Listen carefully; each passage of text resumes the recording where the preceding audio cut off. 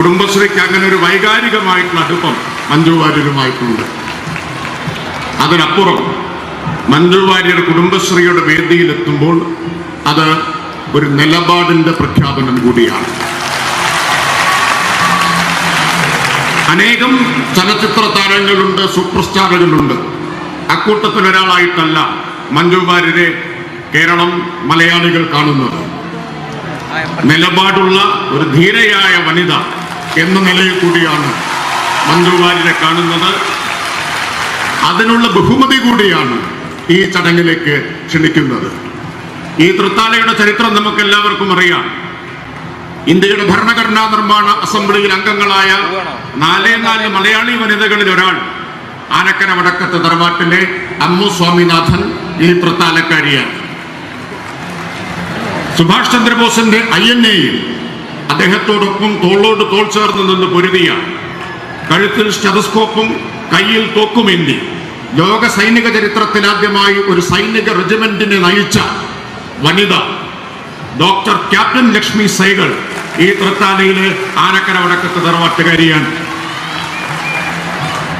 അങ്ങനെയുള്ള ധാരാളം വനിതകളെ, വീരാംഗനകളെ സൃഷ്ടിച്ചിട്ടുള്ള ഒരു നാടാണ് നമ്മുടെ തൃത്താല. അതുപോലെ ഈ വേദിയുടെ തന്നെ പേര് ക്യാപ്റ്റൻ ലക്ഷ്മി വേദി എന്നാണ്. മറ്റൊരു വേദിയുടെ പേര് അമ്മു സ്വാമിനാഥൻ വേദി എന്നാണ്. ആ വേദി അലങ്കരിക്കാൻ അനുയോജ്യയായ, യോഗ്യയായ ഒരു വനിത എന്ന നിലയിൽ കൂടിയാണ് മഞ്ജു വാര്യരെ ഞങ്ങൾ ഈ പരിപാടിക്ക് ക്ഷണിക്കുന്നത്. ഈ തൃത്താലയിൽ നിന്നാണ് മഹാനായ VT ഭട്ടതിരിപ്പാട് 20-ാം നൂറ്റാണ്ടിന്റെ തുടക്കത്തിൽ അടുക്കളയിൽ നിന്ന് അരങ്ങത്തേക്ക് എന്ന ആഹ്വാനം മുഴക്കിയത്. ആ ആഹ്വാനം കേരളം മുഴുവൻ ഏറ്റുവാങ്ങി എന്ന് മാത്രമല്ല, അത് പതിറ്റാണ്ടുകൾക്കിപ്പുറവും പ്രതിധ്വനിച്ചു കൊണ്ടിരിക്കുന്ന, ഇപ്പോഴും പ്രസക്തമായ മുദ്രാവാക്യമാണ്. കേരളീയ നവോത്ഥാനത്തിന്റെ ഏറ്റവും ഉജ്ജ്വലമായ മുദ്രാവാക്യമാണ് അടുക്കളയിൽ നിന്ന് അരങ്ങത്തേക്ക് എന്നത്. കേരളത്തിലെ സ്ത്രീകളെ, വീട്ടകങ്ങളിലും അടുക്കളകളിലും തളച്ചിട്ടിരുന്ന സ്ത്രീകളെ, മറക്കുടയ്ക്കുള്ളിൽ മറച്ചു വെച്ചിരുന്ന കേരളത്തിലെ സ്ത്രീകളെ, ആ കേരളീയ സ്ത്രീത്വത്തെ ചങ്ങലക്കെട്ടുകൾ പൊട്ടിച്ചെറിഞ്ഞ് അരങ്ങത്തേക്ക് എത്തിക്കുന്നതിനുള്ള അനേകം സമരങ്ങൾ കേരളത്തിൽ നടന്നിട്ടുണ്ട്. നവോത്ഥാനത്തിന്റെ ഭാഗമായിട്ട് അനേകം സമരങ്ങൾ ഉണ്ടായിട്ടുണ്ട്.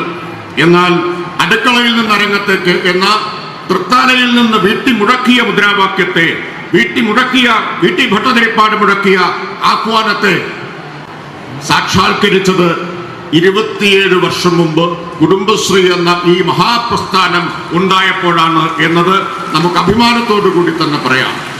കേരളീയ സ്ത്രീത്വത്തിന്റെ ചരിത്രം കുടുംബശ്രീക്ക് മുമ്പും കുടുംബശ്രീക്ക് ശേഷവും എന്നായി വിഭജിക്കപ്പെട്ടിരിക്കുന്നു. കുടുംബശ്രീ ഉണ്ടാകുന്നതിന് മുമ്പ് നിങ്ങൾക്കൊരു പൊതുപരിപാടിയിൽ ഇത്രമാത്രം സ്ത്രീകളെ കാണാൻ കഴിയുമായിരുന്നില്ല.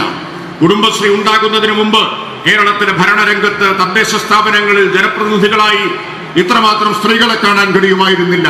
കുടുംബശ്രീ ഉണ്ടാകുന്നതിന് മുമ്പ് നമുക്ക് പൊതുജീവിതത്തിൽ സ്ത്രീകളുടെ സ്ഥാനം ഇത്രത്തോളം ഉണ്ടായിരുന്നില്ല. അക്ഷരാർത്ഥത്തിൽ സ്ത്രീകളെ അരങ്ങത്തേക്ക് എത്തിച്ച പ്രസ്ഥാനം കുടുംബശ്രീയാണ്. അരങ്ങത്തേക്ക് എത്തിക്കുക മാത്രമല്ല, കുടുംബശ്രീ വന്നതോടുകൂടി ഇന്ന് അക്ഷരാർത്ഥത്തിൽ സ്ത്രീകൾ അരങ്ങു വാഴുകയാണ് എന്നതാണ് വസ്തുത. അരങ്ങു വാഴുന്നവരായി കേരളത്തിലെ സ്ത്രീകൾ മാറിയിരിക്കുന്നു. സാമൂഹികമായി, സാമ്പത്തികമായി, സാംസ്കാരികമായി, രാഷ്ട്രീയമായി എല്ലാം സ്ത്രീകളെ ശാക്തീകരിച്ചത് കുടുംബശ്രീ പ്രസ്ഥാനമാണ്. ഒറ്റ കണക്ക് മാത്രം നോക്കിയാൽ മതി. ഈ കഴിഞ്ഞ തദ്ദേശ സ്ഥാപനങ്ങളിലേക്കുള്ള തെരഞ്ഞെടുപ്പിൽ മത്സരിച്ച വനിതകളിൽ 17,000-ഓളം പേർ കുടുംബശ്രീ അംഗങ്ങളായിട്ടുള്ളവരായിരുന്നു എന്നോർക്കണം.